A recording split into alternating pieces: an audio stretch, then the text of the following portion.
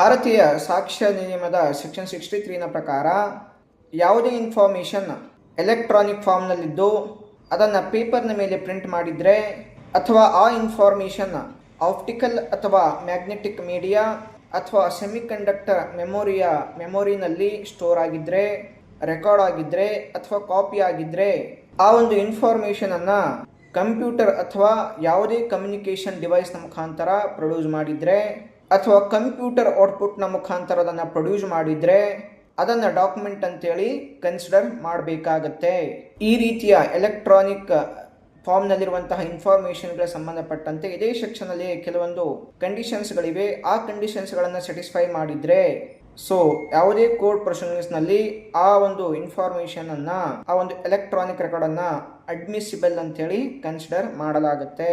Next, ಯಾವುದೇ ರೀತಿಯಲ್ಲಿ further proof ಬೇಕಾಗಿಲ್ಲ. ಕಂಡೀಷನ್ ಸ್ಯಾಟಿಸ್ಫೈ ಮಾಡಿದಂತಹ ಯಾವುದೇ ಎಲೆಕ್ಟ್ರಾನಿಕ್ ರೆಕಾರ್ಡ್ ಕೋರ್ಟ್ ಪ್ರೊಸೀಡಿಂಗ್ಸ್ನಲ್ಲಿ ಅಡ್ಮಿಸಿಬಲ್ ಆಗಿದೆ.